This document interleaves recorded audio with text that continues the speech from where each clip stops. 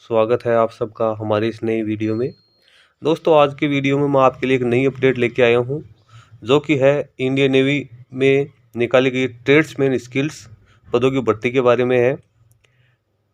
इन पदों की भर्ती के लिए ITI होल्डर्स और जिनकी अप्रेंटिसशिप पूर्ण हो चुकी है वो कैंडिडेट्स योग्य हैं। तो आइए जानते हैं इस भर्ती के बारे में विस्तार से।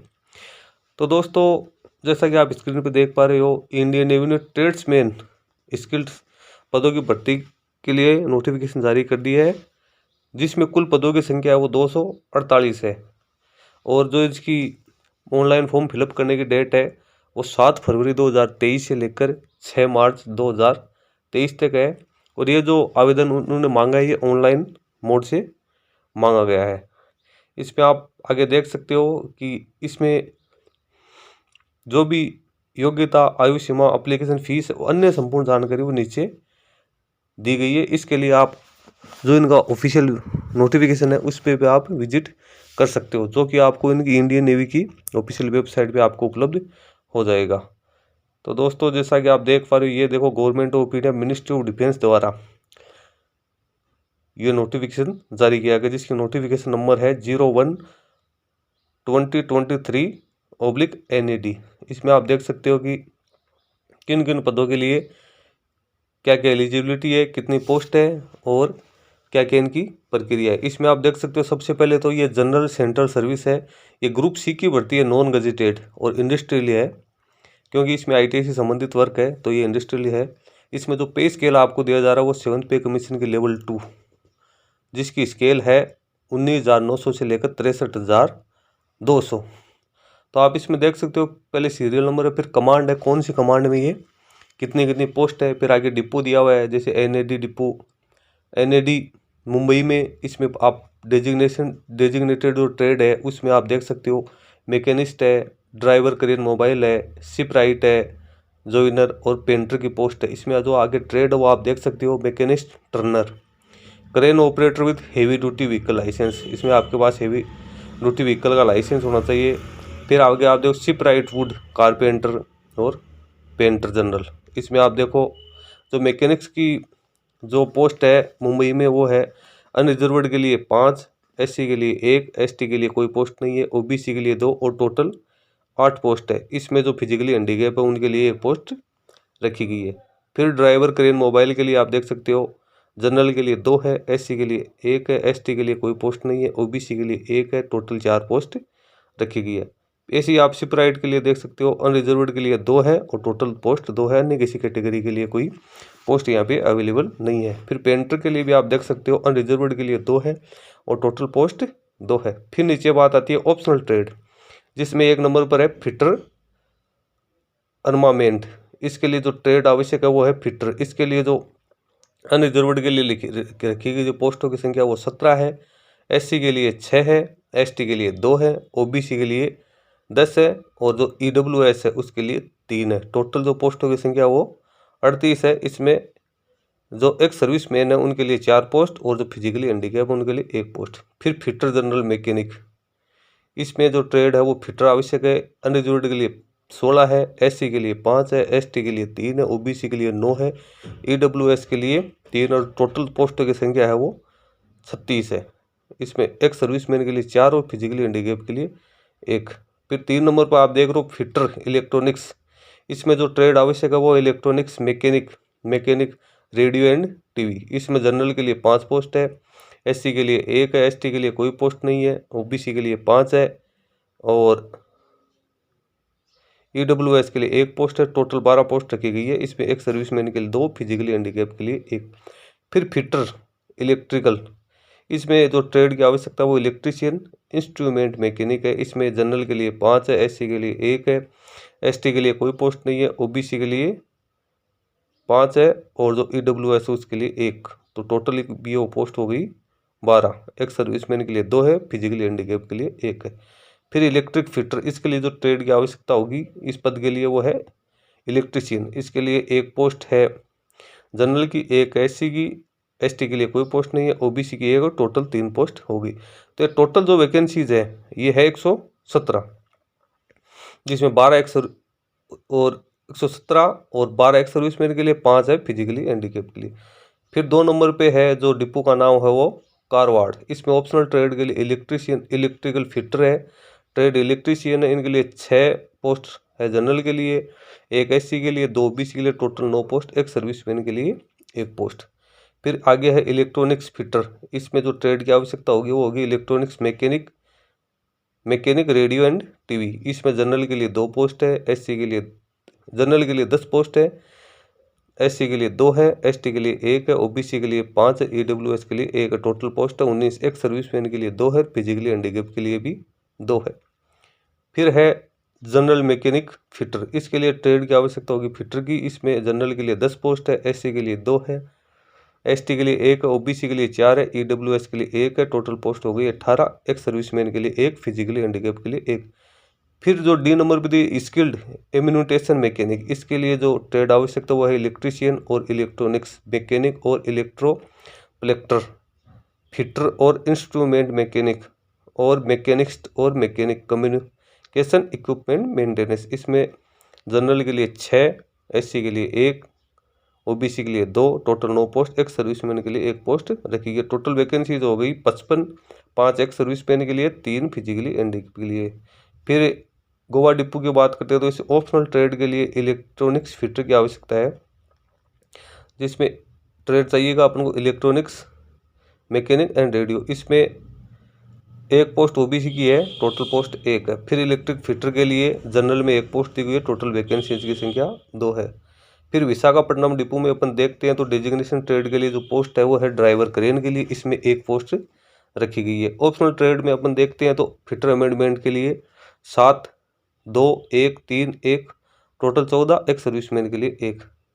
फिर टोरपेडो फिटर के लिए जनरल के लिए 15, एससी के लिए 8, एसटी के लिए 4, ओबीसी के लिए 5 और जो ईडब्ल्यूएस उसके लिए तो टोटल जो पोस्ट है वो 35 और एक सर्विसमैन के 3 है। फिर स्किल्ड इम्यूनिटेशन मैकेनिक के लिए जनरल के लिए 5 पोस्ट है, ओबीसी के लिए 1 है और ईडब्ल्यूएस के लिए 1 है, टोटल 7 पोस्ट यहाँ पे आपको देखने को मिल रही है। इस जोन में जो टोटल इस डिपो में टोटल पोस्टों की संख्या वो 57 है, 4 एक सर्विसमैन की है और 1 जो पोस्ट है वो है फिजिकली हैंडीकैप की। फिर रमबीली की अपन बात करते हैं तो यहाँ पे भी टोटल 15 पोस्ट है, जो कि आप देख सकते हो अलग अलग ट्रेड वाइज सारी पोस्टें देख सकते हो। फिर यहाँ पे सोनाबेदा की अपन बात करते हैं तो यहाँ पे टोटल पोस्ट है वो 2 पोस्ट हुई है अलग अलग पोस्टों के लिए। फिर आप यहाँ पे आगे 2 नंबर का पॉइंट है the functional requirement and categories of benchmark disability suitable for the above post. जो ये अलग अलग पोस्ट दी, machinist, driver crane, mobile fitter, armament fitter, general mechanic fitter, electronics, तो इनमें क्या क्या फंक्शनल रिक्वायरमेंट है वो आप इसमें सारी देख सकते हो। और जो सूटेबल कैटेगरी है वो इसमें डिसेबिलिटी की कौन कौन सी सूटेबल कैटेगरी है, इनके नीचे अब इसमें जो एब्रीवेशन दिया हुआ है जिसमें क्लियर किया हुआ है कि ये जो आपको शॉर्ट नेम दिए हुए हैं इनका क्या मतलब होता है, ये आप यहाँ से इस नोटिफिकेशन में चेक कर सकते हो। फिर इसमें आगे आया रिजर्वेशन दोस्तों, तो इसमें जो सेंट्रल गवर्नमेंट की जो भी गाइडलाइन है, जो भी आदेश है, उसके according SC, ST, OBC, EWS को और जो एक सर्विस मैन है उनको रिजर्वेशन का फ़ायदा दिया जाएगा, वो गवर्नमेंट के रूल्स के अकॉर्डिंग होगा। फिर बात आती है एज की, इन पदों के लिए आयु सीमा क्या है, तो सभी पदों के लिए जो आयु सीमा रखी गई है 18 से 25 वर्ष रखी गई है।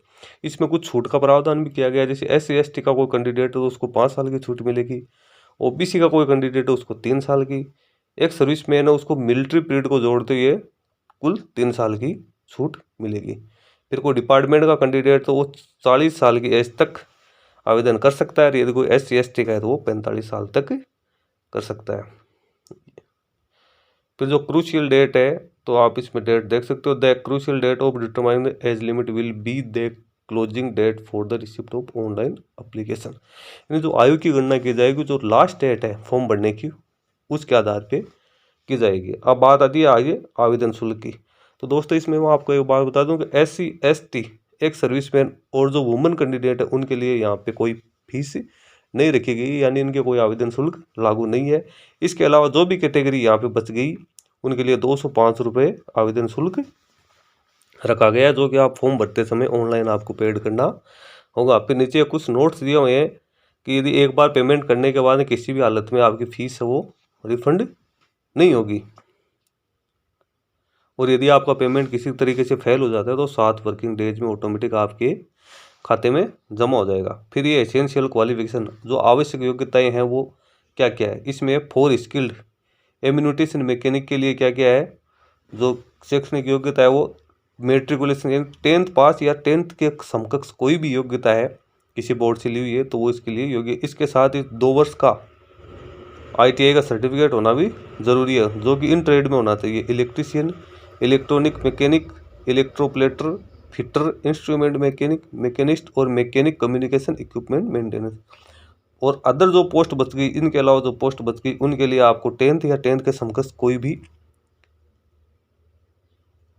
शैक्षणिक योग्यता, लेकिन इसमें आपको इंग्लिश का नॉलेज होना आवश्यक है। साथ ही यदि आपने कहीं पे अप्रेंटिस पूर्ण कर रखी है तो उसका सर्टिफिकेट आपको चाहिए। यदि ये योग्यता आपके पास नहीं है तो 2 साल की रेगुलर सर्विस टेक्निकल ब्रांच में, जिसमें आर्मी, नेवी, एयरफोर्स में यदि किसी ने 2 साल का अनुभव है तो यहाँ पे आवेदन कर सकता है। फिर आगे लिखा हुआ है nature of duties, job profile, तो इनको किस किस पोस्ट के लिए क्या क्या ड्यूटी होगी, जैसे फिटर एनवायरनमेंट के लिए रिपेयरिंग, मेंटेनेंस और डिफेक्ट सुधार का जो काम है वो होगा। फिर फिटर जनरल मैकेनिक के लिए रिपेयरिंग, मेंटेनेंस और जो हथियारों की जो रिपेयरिंग वगैरह उससे संबंधित होगा। तो ये अलग अलग पोस्ट के लिए आप देख सकते हो कि अलग अलग ड्यूटी दी हुई है, ये काम इनको पोस्टिंग के बाद में करने हैं। तो फिर मोड ऑफ सिलेक्शन, जो सिलेक्शन का जो मोड होगा, किस आधार पे बंदे का चयन किया जाएगा, कैंडिडेट का सिलेक्शन किस आधार, तो उसके लिए स्क्रीनिंग एप्लीकेशन, सबसे पहले तो आप जो एप्लीकेशन जो लगाओगे ऑनलाइन उसकी स्क्रीनिंग की जाएगी डिपार्टमेंट द्वारा।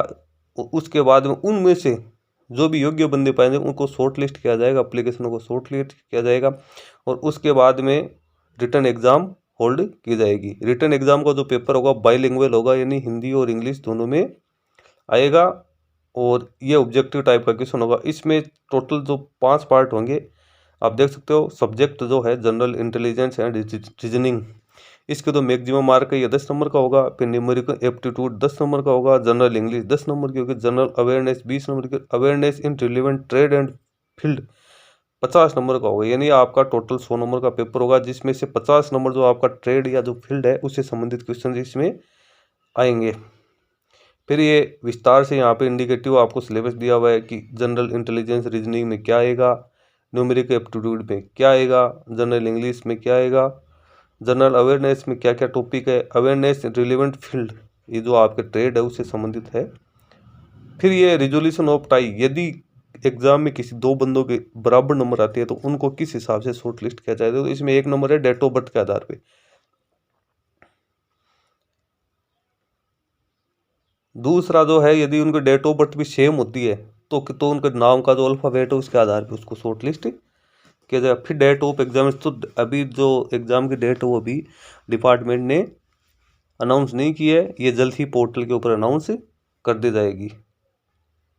उसके बाद ऑफर ऑफ अपॉइंटमेंट है, ये बाद की प्रक्रिया है जो कि एग्ज़ाम होने के बाद में। फिर डॉक्यूमेंट वेरिफिकेशन होगा, और डॉक्यूमेंट वेरिफिकेशन के बाद में जो पॉइंट दिया वो opening and closing date for online registration portal. Opening for online registration यानी इसकी जो आवेदन करने की जो समय सीमा वो क्या है, तो 3rd day of publication of notification in the employment news, यानी रोजगार समाचार पत्रों में इस नोटिफिकेशन के प्रकाशन के 3 दिन बाद आवेदन स्टार्ट होंगे। यानी 7 फरवरी 2023 से आवेदन स्टार्ट हो चुके हैं, और जो इसकी क्लोजिंग डेट होगी वो 28 दिनों तक ये चलेगी 12 बजे तक, यानी 6 मार्च 2023 तक इसका रजिस्ट्रेशन चलेगा। नीचे फिर ये कुछ गाइडलाइन दी गई है फॉर्म भरने के लिए, कि सबसे पहले तो आपको जो इसकी ऑफिशियल वेबसाइट है www.joinindiannavy.gov.in पर जाकर और ये आवेदन पत्र आपको फिलअप करना है, जिसके संबंध में विस्तृत गाइडलाइन आपको दी है। इन गाइडलाइंस के अकॉर्डिंग आप यहाँ पे अपना आवेदन कर सकते हो। एक बार मेरा आपसे निवेदन है कि इस नोटिफिकेशन को केयरफुली आप रीड ज़रूर कर लेना, ताकि किसी भी प्रकार की समस्या आपको न हो। फिर आगे ये एग्ज़ाम सेंटर के बारे में दिए हैं, फिर कुछ जनरल इंस्ट्रक्शंस हैं और कंडीशंस हैं कि इसके लिए कौन आवेदन कर सकता है, क्या क्या रेस्ट्रिक्शंस है, वो इसमें सारी चीज़ें आपको दी हुई है। इसमें आपके जो रिजर्वेशन किस हिसाब से दिया जाएगा, क्या क्या डॉक्यूमेंट्स रिक्वायर्ड होंगे, वो सारी चीज़ें आप इसमें शो कर रखिए। तो आप ये सारी डिटेल्स आसानी से और आराम से चेक करो, उसके बाद में इसमें आप आवेदन कर सकते हो। तो दोस्तों ये तो थी आज की हमारी जानकारी। आपको हमारा वीडियो कैसा लगा? आई होप आपको अच्छा लगा है। तो आप इस वीडियो और चैनल को लाइक, शेयर एंड सब्सक्राइब ज़रूर करेंगे। इसके साथ ही मैं इस इंडियन नेवी की जो ऑफिशियल वेबसाइट है वो अपने वीडियो के डिस्क्रिप्शन बॉक्स में डाल रहा हूँ। आप वहाँ पे क्लिक करके ये सारी जानकारी आप प्राप्त कर सकते हैं। धन्यवाद।